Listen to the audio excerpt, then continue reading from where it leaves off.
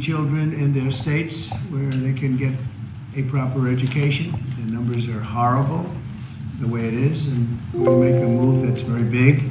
I don't think it's even risky a little bit. I think it's going to be amazing. It should have been done years ago. They've been talking about doing it for many years, but nobody ever got it off. But we did. And there was great excitement and great acceptance of it by almost everybody, including a lot of Democrats, actually. I do want to say that I've decided that the SBA, the Small Business Administration, headed by Kelly Loeffler, is a terrific person, will handle all of the student loan portfolio. We have a portfolio that's very large, lots of loans, tens of thousands of loans, pretty complicated deal. And that's coming out of the Department of Education immediately, and it's going to be headed up by Kelly Loeffler at SBA, and they're all set for it. They're waiting for it. It'll be serviced much better than it has in the past. It's been a mess.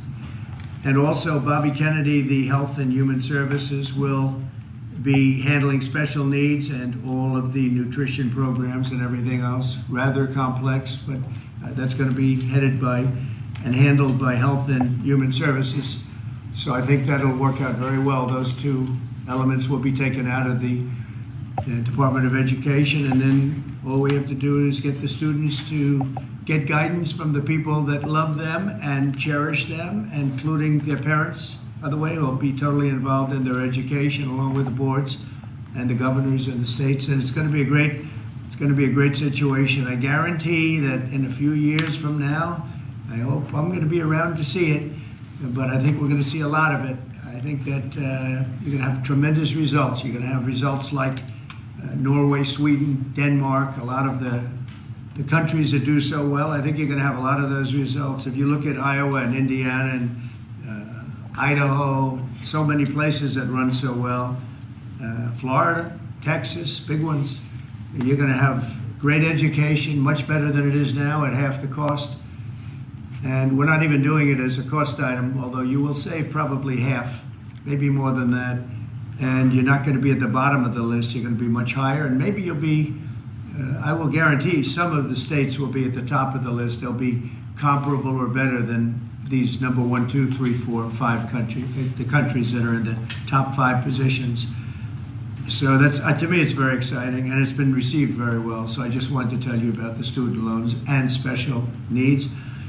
But we're here for a reason today that is very exciting, and I'm thrilled to announce that at my direction, the United States Air Force is moving forward with the world's first 6th generation fighter jet, number 6th generation.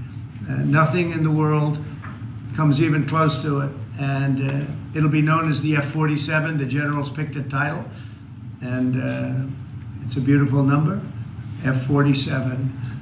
It's something the likes of which nobody has seen before in terms of all of the attributes of a fighter jet. There's never been anything even close to it, from speed to maneuverability to what it can have to payload. And this has been in the works for a long period of time.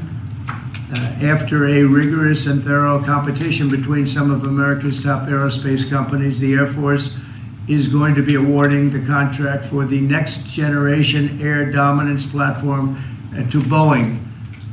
As you know, was highly competed for. There was a lot of competition, generals, and it's been going on for a long time. Very, very tough competition, but this plane is produced numbers that nobody's ever seen before. The F-47 will be the most advanced, most capable, most lethal aircraft ever built. An experimental version of the plane has secretly been flying for almost 5 years, and we're confident that it massively overpowers the capabilities of any other nation. There's no other nation. We know every other plane. I've seen every one of them, and it's not even close. This is a next level. You know, level 5 is good. This is level 6, they say. The F-47 is equipped with state-of-the-art stealth technology. It's virtually unseeable and unprecedented power. It's got the most power of any jet of its kind ever made. Maneuverability, likewise, there's never been anything like it, despite the power and speed. its speed is top. It's over 2, which is something that you don't hear very often. America's enemies will never see it coming. Hopefully we won't have to use it for that purpose, but you have to have it. And if it ever happens, they won't know what the hell hit them. A new fleet of these magnificent planes will be built in the air during my administration for the next couple of years. It's ready to go. They've already built much of what has to be built in terms of production, including the sheds. We'll ensure that the USA continues to dominate the skies. We've given an order for a lot. We can't tell you the price because it would give way to some of the technology and some of the size of the plane, good-sized plane. This contract also represents a historic investment in our defense industrial base, helping to keep America at the cutting edge of aerospace and technology. Our allies are calling constantly. They want to buy them also, and certain allies will be selling them, perhaps toned-down versions. We like to tone them down about 10%, which probably makes sense because someday maybe they're not our allies, right? But I would like to ask Secretary Hegseth, who's doing a fantastic job. He's really been very inspiring in so many ways, and I must say that before he speaks, we have had record people wanting to join our military in the last 2.5 months, literally since this, I think probably since the election, November 5th, but especially since we came to office and since I announced Pete. He's young, he's smart, he's strong, he loves it, and they love him, but we've had record numbers of people wanting to join our military. Now, if you go back 6 months, it was the exact opposite. You had record numbers of people not wanting to join the military. Now you have record numbers of people wanting to be in our military, and that's a great honor. That shows you we're really on the right track. So, Pete, maybe say a few words. Sure. Please. Well, Mr. President, this is a big day. This is a big day for our warfighters. This is a big day for our country, a big day in the world. The name of this program is the Next Generation of Air Dominance. And Mr. President, because of your leadership, your clarity, America is going to have generations in the future of air dominance because of this 6th generation fighter. We've had the F-15, we had the F-16, the F-18, the F-22, the F-35. Now we have the F-47, which sends a very direct, clear message to our allies that we're not going anywhere, and to our enemies that we will be able to project power around the globe unimpeded for generations to come. Mr. President, this is a gift to my kids and your kids, to my grandkids and your grandkids. This is a historic investment in the American military, in the American industrial base, in American industry that will help revive the warrior ethos inside our military, which we're doing, rebuild our military, which the previous administration did not do, by the way, Mr. President. They paused this program, and we're prepared to potentially scrap it. We know this is cheaper, longer range, and more stealthy. President Trump said we're reviving it, and we're doing it. And then we are also going to reestablish deterrence. Under the previous administration, we looked like fools. Not anymore. President Trump has reestablished American leadership. The F-47 is part of it. And Mr. President, thank you for having the courage to do it and leading the way for all our warfighters. Thank you very much, Pete. One of the things I will say, but the generals are going to speak in just a couple of seconds, but this plane flies with drones. It flies with many, many drones, as many as you want, and it's a technology that's new, but it doesn't fly by itself. It flies with many drones, as many as we want, and that's something that no other plane can do. So I'd like to introduce, if I might, Air Force Chief of Staff General David Alvin, and also General Dale White, two incredible people that I've known over the years, but I got to know them really well over the last few months. And would you say a few words, please, General? Thank you very much, Mr. President. Mr. President, Mr. Secretary, thank you so much for your unwavering commitment to our military. I will say this is a big day. This is a big day for our United States Air Force as well.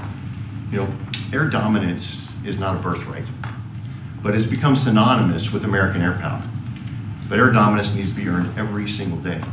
And since the earliest days of aerial warfare, brave American airmen have jumped into their machines, taken to the air, and they've cleared the skies. And whether that be clearing the skies so we can rain down destruction on our enemies from above, or we can clear the path to the ground forces below. That's been our commitment to the fight, and that's really been our promise to America. And with this F-47 as the crown jewel in the next generation air dominance family of systems, we're going to be able to keep that promise well into the future. I also want to thank everyone from industry and within government, our engineers, who have worked tirelessly on this program to bring it where we are right now today. This shows that American talent, American skill, and American determination are second to none, because this platform is second to none. So we believe that this provides more lethality, it provides more capability, more modernized capability in a way that is built to adapt. This, along with our collaborative combat aircraft the President talked about with drones, this is allowing us to look into the future and unlock the magic that is human-machine teaming. And as we do that, we're going to write the next generation of modern aerial warfare with this. This enables us to do this. The manner in which we put this program together puts more control in the hands of the government, so we can update and adapt at the speed of relevance, at the speed of technology, not at the speed of bureaucracy. This is more Air Force. This is more options for the President. We say as our mission in the United States Air Force is to fly, fight, and win air power anytime, anywhere. If you want to go anywhere, you have to have a platform that gets you anywhere. This provides the President options from the very one end, which is a quick response, and then we can get right back into fighting stance without having to deploy troops that are going to take maybe months and cost more lives. We can be back in fighting stance, and maybe we restore that deterrence. All the way to decisive victory as part of a joint force that is the most lethal and capable military ever known in history. That's what we provide now, and this allows us to provide it into the future. It's more deterrence, more capability. It's what peace through strength looks like into the future, Mr. President. And so we're very proud to do that. And all we can say is, on behalf of the United States Air Force, let's deliver. Thank you very much. Thank you, General. Would you like to say something? No, sir, I'll just double check what the chief said. He knows what to do. Generational He knows who the boss is. That's exactly right. Air security is what it's all about, and this is what we'll deliver. That's great. Thank you very much. Great job. We've worked together long and hard on this, and this was a big secret. In fact, we don't show too much of the plane for that reason. You see what we show? You see how beautiful that is, but that's just a very small part of it. Sure. I wasn't surprised. I was wondering how much are you going to show if they came in with that. You see a wheel in the front? That's about it. Any questions? Mr. President Trump. Peter? Is